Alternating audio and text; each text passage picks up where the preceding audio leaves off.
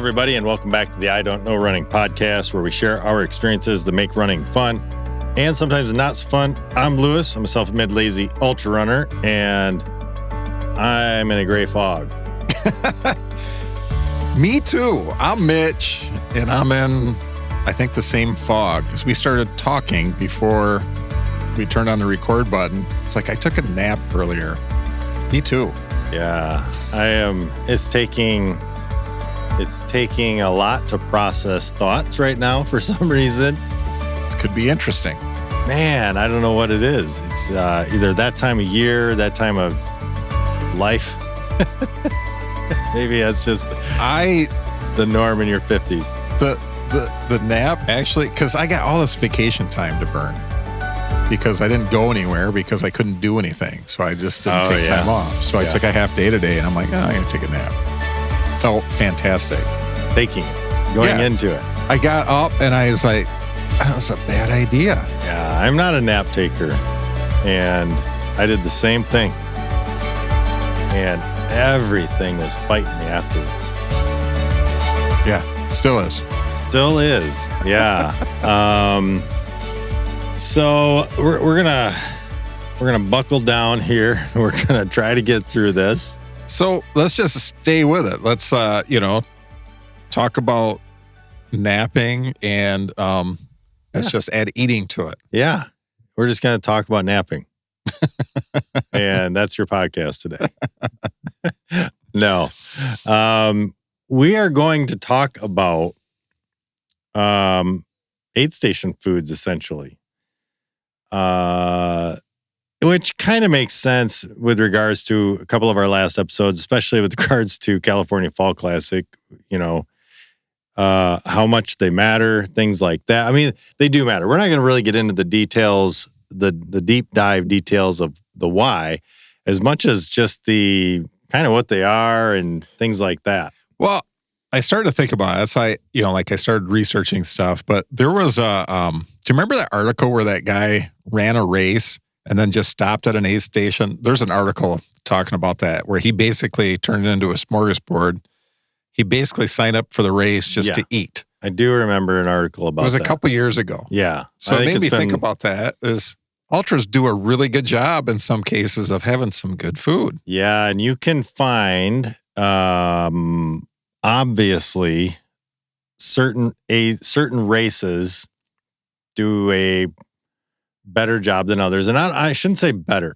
They do it differently and are known for having really lots of food and lots of good food that would make you want to just sign up for that.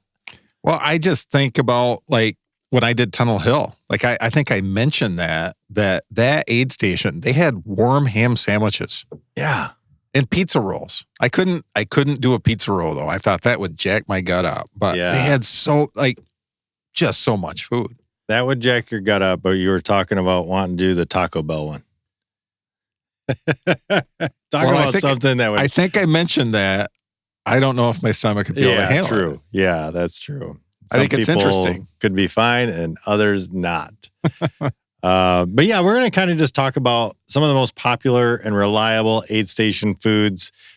Primarily, this is going to speak to ultra races. Or off-road. Yeah, that's true. Trail type races, because there are many races that have a mixture, and it might not be an ultra distance, but it's still part of the bigger trail. Your typical popular races on the road, whether you're doing a 5K, you're not going to even probably have food, but as you get a water station. Right. As you get up, in even your popular marathons, like your Chicago, they have gels. There's not real food. Yeah, the big ones, I don't know. Do any of the big ones really have anything? I don't know, but I know Grand Rapids, he'll have pretzels out there and stuff like that. So you get into some other races and they have a mixture. They will have M&Ms, they'll have stuff like that. Thinking Groundhog has that one aid station that has a few things at it. Yeah. It's nothing like a big ultra, but it does have, like you say, a few things. And Fireball. and Fireball, which is not on this list, but you will find at some races. Right. Well, and I'm thinking even like Popsicle Hill at Kalamazoo, or it used to be Kalamazoo, which was not an official aid station. No, it was somebody out there with a cooler handing out popsicles. It was amazing. And they usually had Oberon on that same hill. I have in different races, I'll take a sip, but man, my gut is finicky sometimes. Yeah. Yeah, it can be depending on the race and depending on the person, depending on what it is. I mean, a popsicle, we can usually do that. Yeah, that doesn't bother me at all. Yeah, but walk up that hill and just take a popsicle. Yeah. Not a big deal. But these what we're going to talk about are more the ultra marathon type nutrition fuel, right? So it says high density carbohydrates, high sodium, low fiber, low fat foods that the stomach can process under stress. And that's probably the big thing here is recognizing that like your body is under a lot of stress. It still needs to process this stuff so you can even get anything from it. So that's what a lot of this list is going to be. And I think this is probably going to be an eye-opener to some people because if all you know about running is the couch to 5K type thing, or, your friends or family that have only done road races, specifically 5K, 10K, half marathon, even marathon, chances are they just haven't seen this stuff. This usually comes from the ultra world, as we've said. So let's start off with salty and savory. Things like salted boiled potatoes. My first. That's a staple at a lot of ultras. It really is. I volunteered where you're just boiling potatoes and cutting them up and getting them ready to go to aid stations. And they're usually cut up in nice small little chunks so you can just grab, dip. It's bite size. You're dipping it in salt. Very sanitary. Yeah, very sanitary. Yeah. Oh, that's disgusting. When you think about it, it's disgusting. But in the time, you don't even think about it. No. There's something I was going to say. Oh, my first introduction to that was Calhaven. Calhaven Trail was my first 50K.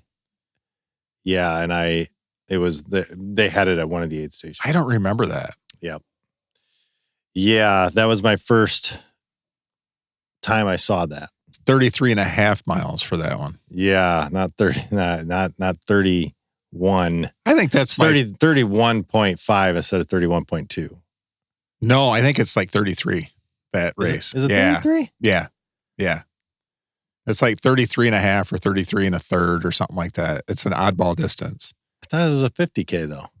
Well, it's more than it's more than a 50K, but less than a 50 mile. Yeah. But that's probably my fastest 50K distance because it's pretty flat. Yeah. It's all downhill. It's all downhill. All downhill except for the last half mile or whatever mile. And that feels like a huge hill. Yeah. Pretzels and potato chips. Yeah, that's another one. Chips especially. I don't know about pretzels. Pretzels are so dry. But they'll have a lot of pretzels out there. True. But yeah, you have to have a lot of water to wash it down. Yeah. And then pickle spears / juice. Now that is something, the juice you see as some marathons. At Grand Rapids for sure. Yeah. You ever done a shot of pickle juice? I have. It's shocking. It is. Yeah. Shocks the system. Yeah, it's a lot of like acidic flavor in your mouth. Yeah. All at once. Yeah. And it doesn't go away. It doesn't stop. You almost want to get a drink of water right after that. Yeah. You have to chase it. And then you have some sweet and simple, quick carbs like candy, fruit, PB&J, which is another staple, or jam sandwiches. I have not seen jam. I've seen just peanut butter, but jam makes more sense. I've seen sugar. It's PB&J typically. Well, yeah, PB&J, but this is saying jam sandwiches. Or jam sandwiches. I've never seen that. Wow. But yeah, candy, that's the one that gets you like the guy signed up for a race because it's like Halloween and Christmas and Valentine's and like and it's just all on a table. You know, all I the think candies. like Sour Patch Kids is one of the examples on there. It's like, whoa. M&Ms, it's usually M&Ms and or peanut M&Ms. I see gummy bears too, though. Yeah, I guess I'm thinking of what I go towards. That's what I see, and that's M&Ms. what I grab. Yeah. I know that chocolate sits in your mouth funny. I can't eat chocolate when I'm... Oh, I don't have an issue with it. I'll definitely eat some M&Ms. A fruit, obviously, that is a big one. Watermelon is huge. At every trail race has watermelon. Didn't you do a whole race with nothing but watermelon and tailwind? Yeah. Yeah, one of that doesn't seem like that would sit in like... Hallucination 100, Woodstock. Yeah. Yeah, it was pretty much it. I say that's all I did it on. That was probably 90% of my food, and then there was like 10% of because there's a lot of calories in tailwind, you know. Yeah, like, but it's your drink and nutrition, right? Yeah. But it's just nothing in your stomach. Yeah, and that's where I think the watermelon did help with that some, even though it's a very light. It's mostly water. Yeah, even though it's very light in that sense, it was still just enough of something. So, how much tailwind have you been able to do since then? Not much. No, I don't think it wasn't many races after that I switched. I just couldn't do it anymore. It's hard when you do one thing for that much. Yeah. But those are your quick carbs. So the salty and savory, that's your essential and electrolytes. And then you have the sweet and simple, which is your quick carbs. You know, the note in here too is up to 50 miles. Up to. Yeah. And I wonder, like, thinking like you want to get that in the first, like if you're doing 100 in the first 50 miles, you got to start hitting that stuff. And then the part that was kind of hidden is the lifeline drinks. We've talked about this before. Yeah, I haven't got to it yet. Definitely the lifeline drinks. And I agree. Well, it's interesting, both of these. But number one, this is where I disagree. Coca-Cola, 100% yes. Flat, 100% no. I agree with you. What the point? What is the point of that? You got to have the fizz. Yeah, it's so not. And cold. Yes. It's like, yeah. I don't understand it. It is like cocaine, I think. It is. And it works. I know for me, when I'm in those stages of the race, Coke does wonders. I think I was doing Bryce Canyon and the course, it was a 60K and the course was long. Like I hit 60K at the last aid station with 3 miles to go. And I'm like, that sucks.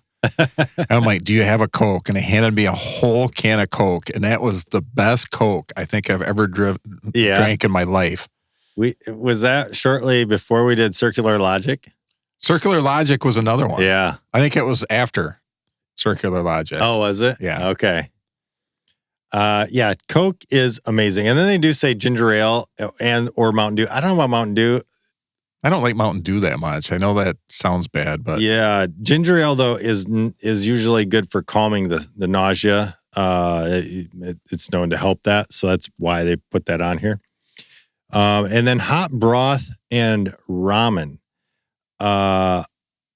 We've talked about that a bunch of times. Yeah, it's so good. Not necessarily from a taste standpoint, but it is that too because it's got the salty. Yeah.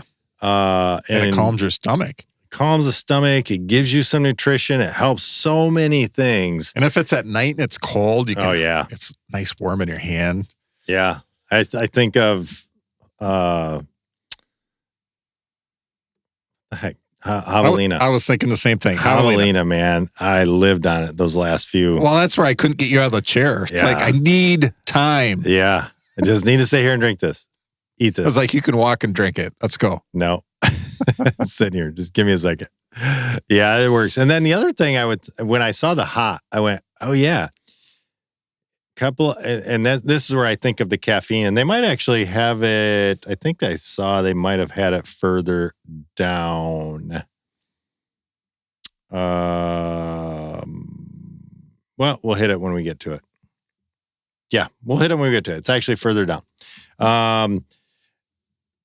And then you have the unique and unexpected aid station finds. And I think that while these are, it's funny because it labels these unique and unexpected, but they're only unique and unexpected probably the first time, because as you do a few ultras, you go, no, these are kind of staples.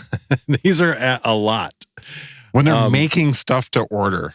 Like, have you ever been in an ultra where they're making burgers and you can stop and wait for a burger to be done? Yes. And I will speak to my concoction that I was just thinking of when we get further down. That's the thing about ultras, man. You have time usually for craziness like that. But if you're not careful, we've talked about this before too. You can add hours. If you're doing a 100-miler and you're taking time at every aid state, you can add hours to your time. But if you get it done, it's worth it. If you get it done, though, that's fine. Like, so if you don't care, there's got to be a happy medium. Like, I'm going to eat this burger, but I got, you know what I mean? Like, but some people, but what's it matter? You know, that's the thing. It's like, it depends on your approach. I've seen people in the last few miles, like, thinking, I wish I wouldn't have stuck at the aid station that long. It'd be done. But would you have made it there? It's always, it's easy to go, I wish I wouldn't have spent another hour at this place, but maybe that hour got you to that. That's a good point. By sitting and waiting, and because maybe you would have continued on a downward spiral and bailed 5 miles out of that aid station. So it's easy in hindsight. I think about Laura at the end of that Tahoe 100. She was more wrecked than I've ever seen her. But you never know. She could hardly move her feet. Like, it was so sad. And I think there's just so much that goes into getting through those big events. Yeah. Long events. And you can't definitively say X equals, X, A plus B equals C. You just can't do that always, because there's so much that goes into it. But these are some unique and unexpected aid station finds. Quesadillas / grilled cheese. For me, love grilled cheese. I don't know how the cheese, like, it's the high fat content. Man, if it was sitting I kill them when they have them, and they are they're warm and crispy. Grilled cheese are amazing. Well, it says, middle, late stages overnight. It's like something hot overnight makes a big difference. Yeah, I saw middle, late stages 50 plus, and I thought that meant like me. 50 plus, middle, late stages. And I said, mile 50 plus. Okay. That makes sense. Yeah, I agree. Although, as we have said, you eat early and eat often. Like, you can start downing stuff whenever you want, really. You should. You should. Because if you don't, it's going to be harder to eat this stuff when it comes up. And I love we might read some more of these, but I love this firsthand experience. The verdict: a savory, warm, easy to chew comfort food firsthand. And put yourself in this mindset. Smelling cheese quesadilla being cooked on a small burner at 2 a.m. after 18 hours of running was the greatest smell in the world. Those few bites were the first real food calories my body would accept all night. And man, when you come into an aid station and it's just hitting right, like sometimes, no, it won't hit right. But sometimes it's middle of the night. You are so exhausted, tired from, number one, just running that long, being up that long. You're emotionally drained because you have had highs and lows. It's a big pick-me-up. Really? It is huge. Yeah. Yeah. So when you smell that, and it's right. I love and this is where I think this is where, for whatever reason, I've talked about this in the last week a couple of times. Good writers know how to make you smell something, make you see something that's not there, make you taste something that's not there. And and I'm not saying this person's a really good writer or anything, but the fact that they put the small burner at 2 a.m., because that's what it is, right? It's a small hot plate in the middle of the woods. It's like, it's one easy up. And there's a couple people in there cooking stuff. It's out in the middle of nowhere. It's like this oasis out in the middle of the woods. And it's like there's light shining on it. And if they're playing music or whatever, it's like, because it's pitch black and the only light you see is your headlight looking at that trail And then there's this mirage. Yeah, and it's just this tiny little easy up with 2 people in there cooking grilled cheese. Yeah. Oh, what a feeling. Oh, my goodness. Yes. So quesadilla, grilled cheese, 100% yes. Bacon/sliced deli meats. Says night and early morning. Yeah, but think about that. We volunteered. We did the aid station in the middle of the night at Yankee Springs, and we brought bacon, and and it was a change for people. Yes. Yeah. I think bacon's really good. I just don't know about the sliced deli meats. Some people can do it. Some people can't. I think that is one of those things where it either suits you fine or it doesn't. Right. Mashed potato bar. This is a big one that you like. I love, yeah. It's easy, goes down easy. Again, this is something that either hits you right or it doesn't, depending on the time of the race. And let's face it, it doesn't really matter what it is. If you have gone too long, it's not going to sit right. Right. You've gone past the point of no return, and it's going to take a while to get back to something. So that's why we talk about eat early and eat often. Well, I think this is interesting too, because if you haven't been eating, like you said, you're not going to be all of a sudden start eating. But I think if you're tried all the normal stuff and you get to this point and it's like, oh my gosh, like this is new, different food. Yeah. Like I couldn't eat because I was just sick of that stuff. Now I can. Yeah. Now this is good. Yeah. And take it in small bites. Maybe you can't take the whole thing, but you could take a couple of spoonfuls. That is something. Get yourself going. It says chocolate fondue fountain. I don't think I've seen that. I know. I want to be at a race that has that. Yeah. Except for the chocolate. Just the fondue fountain? I'm not sure. I just want to see it. Yeah, that would be something interesting. It says a truly unexpected over-the-top mental boost. The first-hand report reported from a race. Runners coming in for their second loop were met with volunteers in formal wear, champagne flutes, and a chocolate fondue fountain to dip cookies. Oh, here we go. Okay, so dip cookies in. It turned their entire mood around. No kidding. That would be sweet to volunteer to race and then... Well, and think about it. That's your second loop. So they've already been through there and seen it once. And now they're going to be more, down and like... But changing the food for the aid station. Like to actually change the food that's available. Yeah. Don't bring it out early. Like, hey, this is... If you're only running 50, you don't get this. You're right. Yeah. Oh my gosh. Only 50. I think we've mentioned this on the marathon, on the podcast for Nicole is running a marathon at Woodstock. And do you remember the year they ran out of water? And they wouldn't give it to the marathoners. They're like, no, you're only doing a marathon. She was mad. Oh yeah. A lot of people were like, what? Oh my gosh. You can run a marathon without water. It's fine. They weren't not giving water throughout the entire thing. It was just that last aid station, like 3 miles from the finish or something like that. Yeah. Where you cross the road and you go into that little field area and it's only like a few miles. Some of the food that they have out is only for ultras. Yeah. So they're, pizza slices, late night stage, overnight.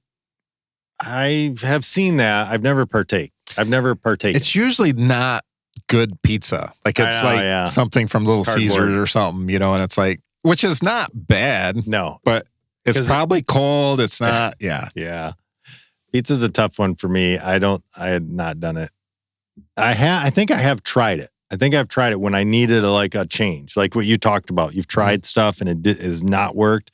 Try something. And you always feel bad because it's like, all right, fine, I'll try that. And then it doesn't sit and you're like, great. I have this piece of pizza that it's just going to go to waste. Like, I can't eat this. There's raccoons out there. It'll be fine. True. Frozen grapes and mini smoothies. Okay. They did smoothies at Tahoe, the Tahoe 100. Oh. So, and being a pacer, it was really good. Fantastic. It says the cold temperature and burst of juice are incredibly refreshing and a welcome change from the gels in the water. Yeah. That makes sense. Races. This is going to talk about a few of the races best known for aid stations. And I would say this, they're just known for being maybe different. The first one it brings up is Western States. 100%. Western States is just on another level. It's just they have their stuff together. Yeah. And I don't know, maybe UTMB is the same. It could be. I don't know, because I've not done it. I've not been there to see it. It's on that list. Yeah. But maybe it's the same. I don't know. I just don't know how to compare it because I've not done it. But Western States, 100%, seen it, done it. I've crewed it a couple of times and know that, yeah, you're super well taken care of on every front. Every front. It says Barclay Marathon. Mitch and I saw this and we went, no idea. No clue. But it does go on to say, and this does make sense. It says, while not food rich, quote unquote, it's 8, and that does make sense because Barclay is not about catering to sissies at all. Suck it up. Yeah. It says, while not food rich, its aid stations are part of the legend. The single, crucial, start-finish aid station requires runners to sign in and out and is the only place to get a hot meal or resupply, making it its simplicity iconic. And yeah, you basically, now they do have water stations. They do have a water station out somewhere. I can't Probably think of self-serve, I'm assuming. Well, self-serve. It's at the top of the tower, the rat jaw or whatever it is, that location. They have water sitting out for people to get water, but that's it. But yeah, self-serving, that's it. And what Mitch and I we were wondering, we're like, I don't know that they supply anything other than water, right? At that race, unless because what I've always seen, like in the videos, is when they make that loop, they go back to their own little like car, their vehicle or their setup. I don't think the race does anything other than give you some water, which is crazy. It's the toughest race. Maybe somebody knows. Yeah, maybe somebody knows. Put it in the comments. And then the next one is funny. It's Big's Backyard Ultra / loop races. And I do like this. Should just be loop races.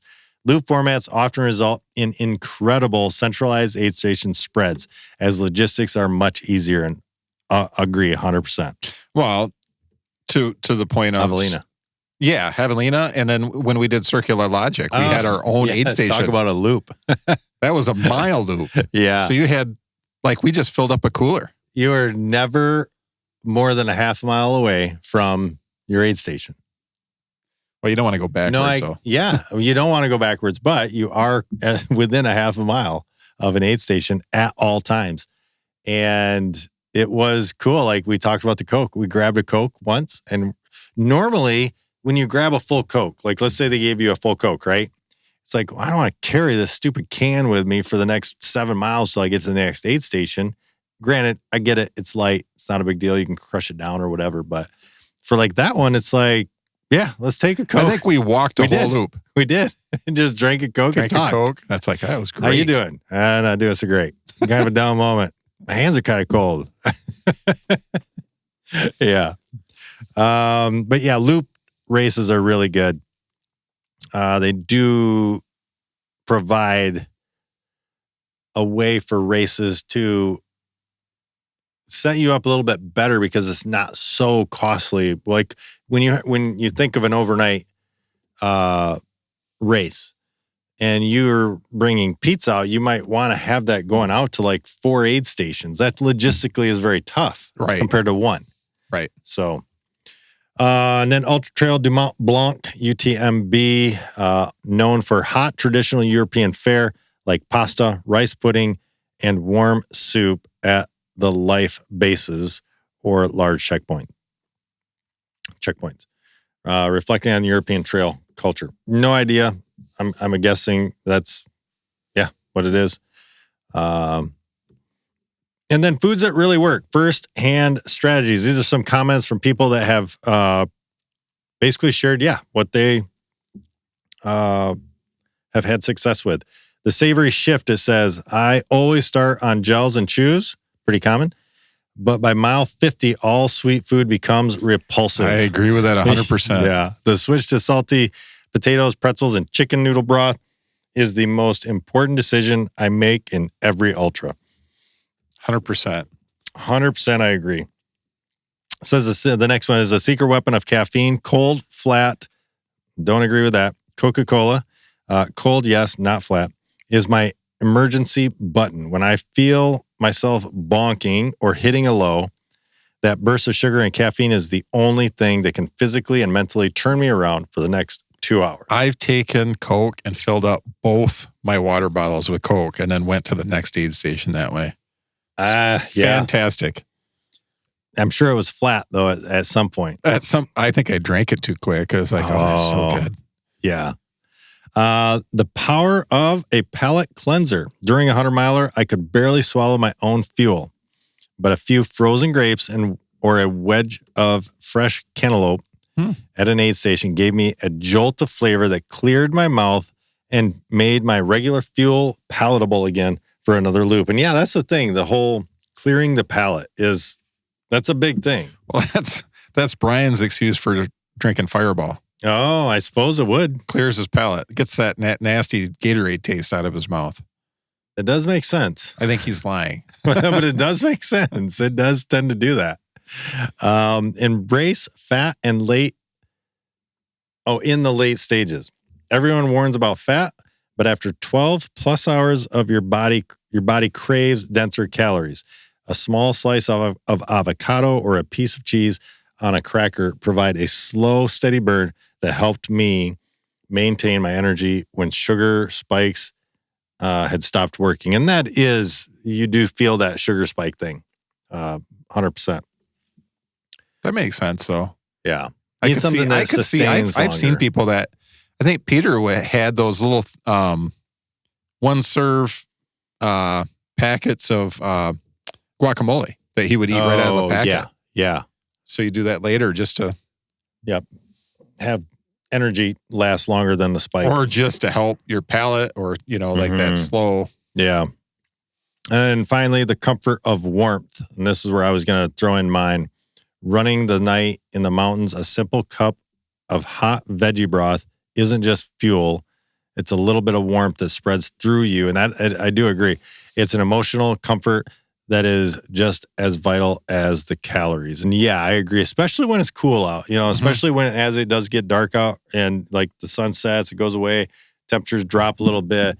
Maybe it's a little bit chilly because it's like, the middle of October or late October or something like that. And well, Javalina never got that chilly, but I know it hit the spot. Yeah. For me, what I was going to bring up was, what's the one in Wisconsin? Kettle Moraine. Kettle Moraine, we were coming back from, I think it's Rice Lake is the turnaround loop. And we were coming back and there was an aid station and they said, do you want one of our, I forget the name of it, Trail Javas or Trail Mochas or Trail something. And it was basically that. It was hot chocolate and coffee.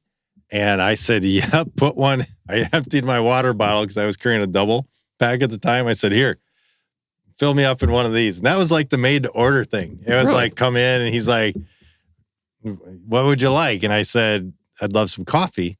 And so he made me I don't remember what he called it, but basically he took hot chocolate, dumped it, took coffee and basically just mixed the two, filled up my water bottle and off I went. And it was hot for quite a while. And I just kept sipping on it and that caffeine and the sugar boost. I mean, it was great. It felt good.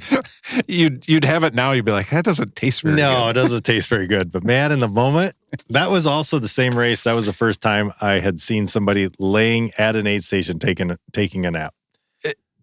People would think we're crazy to say that stuff, but you have to bring yourself that low to make something that doesn't seem significant that significant. Yeah. Like laying there, puking, and just laying there. Like, that's just normal. That's just what happens. He'll be okay. He said to wake him up in a half hour. Somebody's cramping up. They act like they're dying. It's like, I've been there. That sucks. Give them some broth. They'll make it through. It'll be fine. Anyway, that's just a quick list of ultra / trail racing foods. What's on your list? What is the thing that gets you through? For us, I think, we've talked about, like, for me, it's Coke. chicken broth, and grilled cheese. Those are my things. The biggest thing I can think of when I did Tunnel Hill was the ham sandwich that was warm and the instant mashed potatoes. Instant mashed potatoes. It was fantastic. Yep. But yeah, put in the comments what got you through, what race did it help get you through. Yeah, check us out on Facebook, check us out on YouTube, check us out on all your favorite listening platforms, Patreon even. And but yeah, that's going to wrap up this episode of the I Don't Know Running podcast. Be sure to tune in next time as we share more about what we just don't know. Until then, happy running.